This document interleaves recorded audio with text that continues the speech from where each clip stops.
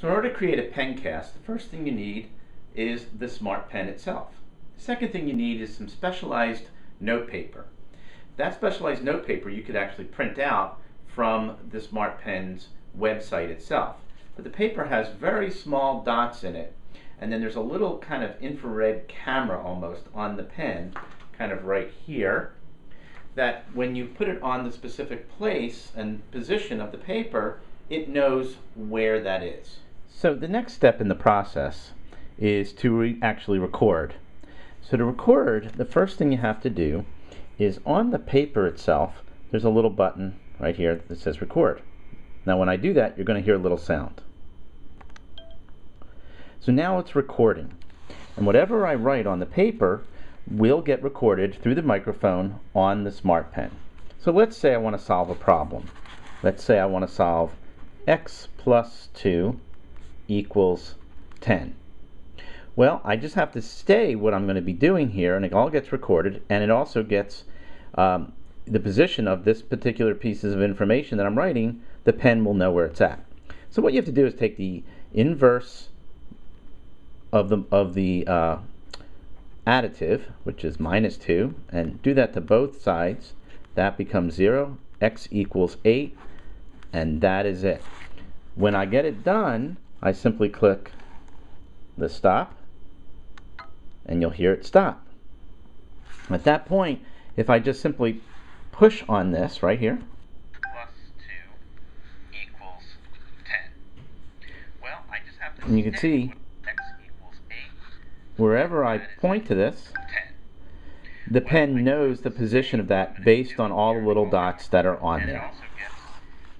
So after I've recorded my session with my Smart Pen, the next step is to dock it to my computer and use the LiveScribe desktop software so that my recording and also the image of the paper that I was using gets placed onto it. So this is the docking station. It's just a USB port, and you'll see on the back here, right here, there's a little area for the USB connection, and you just plop it down like that. You then have to start up your desktop, your LiveScribe desktop software, and it will then get transferred from the Smart Pen to your computer. Once you have synced your pen to the LiveScribe desktop software, the next thing to do, and what I would do, is create a custom notebook. At this point, I haven't been able to quite understand how to get the pages to load directly into the custom notebook, but I'm sure there's a way. For now, they go into this A5 starter notebook, and these are the two pages, 9 and 10, the last ones that I've just did. So I'm going to go ahead and click on Create a New Notebook. I'm going to call it WITS Demo. And then what I'm going to do is go back to the starter notebook. I'm going to go right click and go to Add to Custom Book. You know what, and I think I should be able to select them both by holding the Control key down. Right click and Add to Custom Notebook. I'm going to choose that one and click OK. So now you'll see that there are two pages with this notebook. And while I'm in the LiveScribe desktop software, what I can do is I can just double click on this, and then if I play it, solve a problem. Let's just say we want to solve x plus 5 equals 10. So what would we do in this particular? So at least I can hear the audio and make sure that the audio is working. Now, to share this with the world, it's a pretty simple process. The first thing that the students have to have is, or I'm sorry, the students as the instructor has to have, is a LiveScribe account. And they can simply go ahead and create one. It's a pretty simple process to go ahead and do that. Once they have one and they've got into the LiveScribe desktop software, there's a place in here to add that account information. So with the notebook selected, or even unselected, it doesn't really matter, I click the Share button. And then it says, well, what do I want to share? So here's my notebook, or I can share individual pages. So this is what kind of makes it kind of neat. I can share the whole notebook with the community online. I can share it as a PDF, so it'll create the notebook as a PDF, or as a pencast. So I'm going to go ahead and with an online community, which is the upload. I'm going to go ahead and click on that, and it's going to select data for the Pencast. So I can choose to add the pages, I could choose to add the pages only, or I could choose to add the audio only.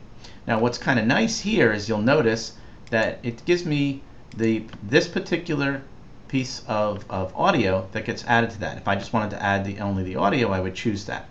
So I'm going to give the Pencast a name, call it WITS Demo 2, and I click Share.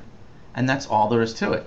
You'll see right here, it's going to upload, and you'll get a message saying it's successful.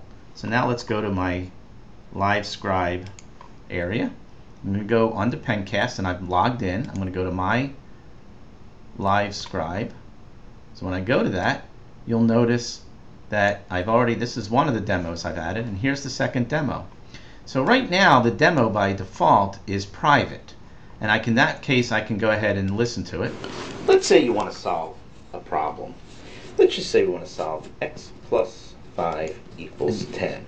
So what would we do in this particular? We divide both sides by 2, and x. So you can see how this works. It jumps 10.